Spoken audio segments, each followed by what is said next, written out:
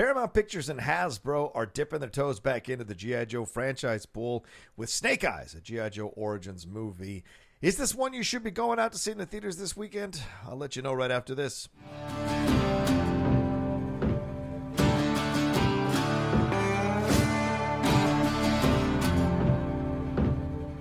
Hello, Outlaw Nation. It's the Outlaw John Rocha here with a review for you for Snake Eyes, a G.I. Joe Origins movie.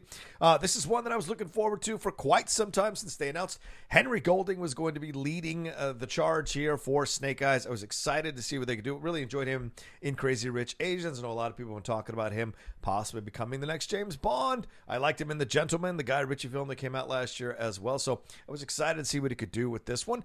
So I will tell you what my thoughts are in just a second. Just to remind you real quick, please remember to subscribe to the channel down below. If you've been enjoying the new content here with all the trailer reactions and reviews, please come aboard the train and hit that subscribe button down below and the bell button, which lets you know when I'm dropping new content on here. And then, of course, head on over to Twitch as well. I'm an affiliate on Twitch. So head on over to Twitch, The Outlaw Nation, all one word, lowercase there. Go and follow or subscribe to me there. And the Patreon. Join the Patreon at patreon.com/John Rocha. See all the stuff we got going on there. Multiple tiers for you to enjoy, benefits, interactive shows, all of it happening on the Patreon. Okay, well, let's get into this review for Snake Eyes, a G.I. Joe Origins movie.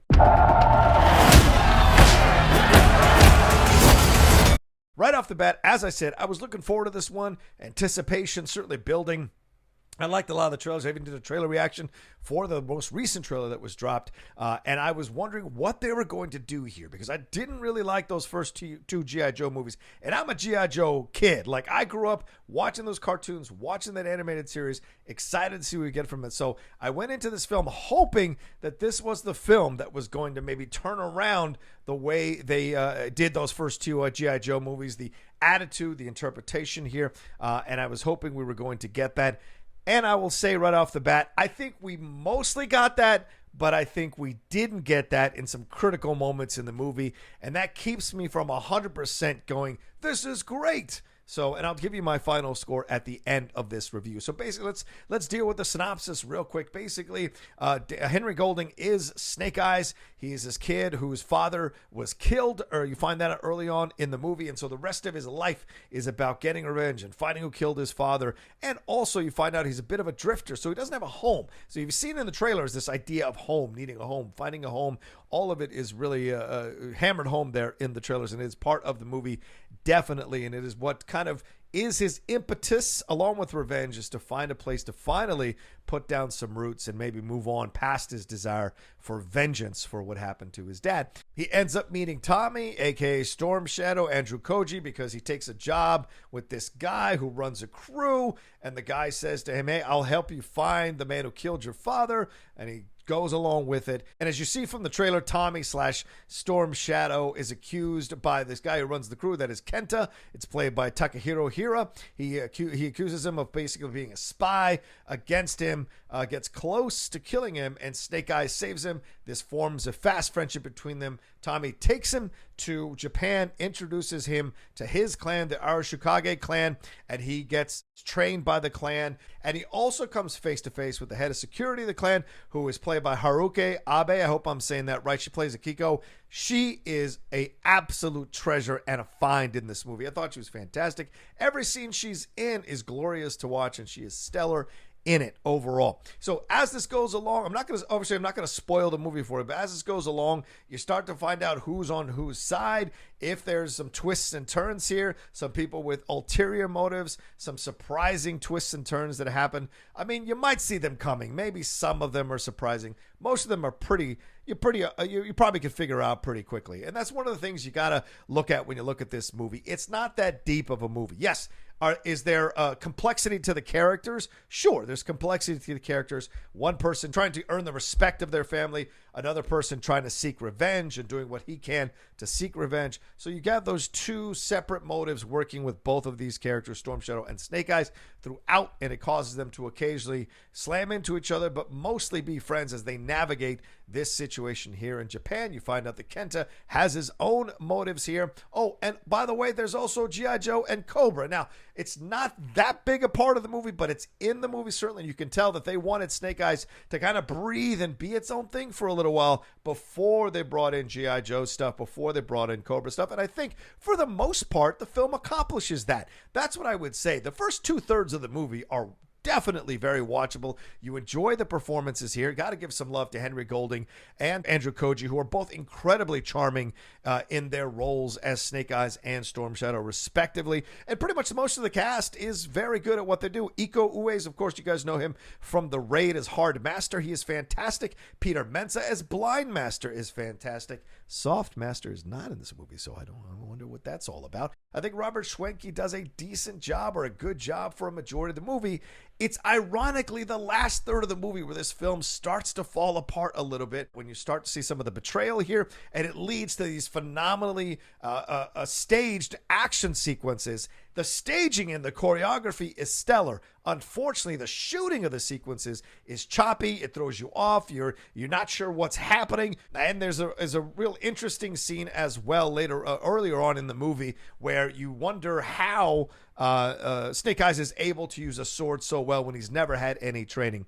And that's where I think sometimes the movie takes some shortcuts and just assumes the audience will make up their own story in their heads, or how this certain thing happened, or how this person was able to do what they were able to do. I also am a little surprised at how they portray Storm Shadow, because Storm Shadow is supposed to be this really calm, like, unbeatable villain and what have you. He doesn't say much. He's very chill. But in the film, he's Andrew Koji rather plays him as a bit more emotional, a bit more hardcore at times, a bit more of a petulant child, which I think at times kind of undercuts what he's trying to do. It isn't predominantly through the movie, but there are critical moments where you sense that. Plus, he gets duped by Snake Eyes so many times, you're just wondering to yourself, why? If they're supposed to be equals, it should be harder for Snake Eyes to get away with the stuff he's trying to get away with against Storm Shadow. And if we can talk about Baroness and Scarlet a little bit, I wasn't that impressed with Samara Weaving as Scarlet or Úrsula Corberó as Baroness. Maybe it was the writing. Maybe it was the fact that we only saw them for a little bit. I just didn't buy them at all. I mean, talking tough and being tough are two different things. You guys know, when you see an actor or an actress and they're just talking tough, or they're playing a character, you don't really buy it. When their energy exudes that, and so no matter what they say comes out sounding tough, then that's a different situation. I don't think we get that from here. And at times I feel like their characterizations are something out of a 90s comic book movie, when everyone else is in 2021 trying to do this version of, in essence, a comic book or animated series movie. Overall, I thought this was a fun time at the theater. It certainly earned itself a sequel. I guess I would say that. It earns itself a sequel, and certainly deserves one if enough people go and see this one, because I think if they move away from Robert Schwentke, who I thought did a decent job but not a great job, and they find a really good director, I think they can take this in the right direction. I recommend this movie. I give it about 3 stars because of the charm of its actors at the first 2/3 of the movie,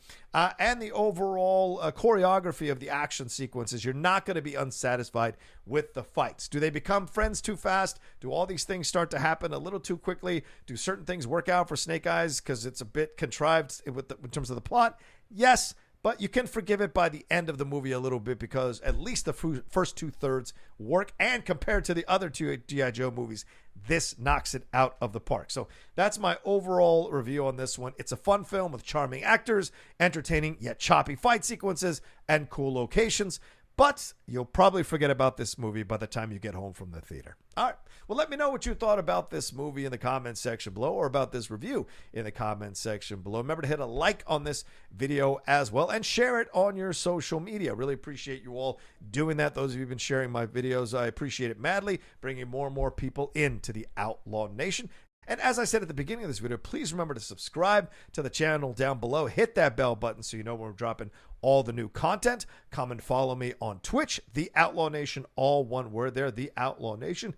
And head on over to the Patreon. Hang out with me and all the crew in the Outlaw Nation even more. Patreon.com/John Rocha. See all the stuff going on there, and be an interactive part of the shows that we're doing there on the Outlaw Nation Patreon as well. And follow me on social media at The Rocha Says on Twitter and on Instagram. All right, you guys are awesome. Have a great weekend. Let me know what you thought about this movie. You can tweet at me as well, or leave a comment, as I said earlier, down below on this video. I'd be curious to hear what you all thought, especially you hardcore G.I. Joe people. Do you like the way they kind of change changed the origin story of Snake Eyes? Do you like the way they kind of messed around with certain facts within the G.I. Joe lore or canon? Let me know in the comments section below or tweet at me as well. All right, take care of yourselves. Be well, and we'll see you next time for another review here from the Outlaw Nation.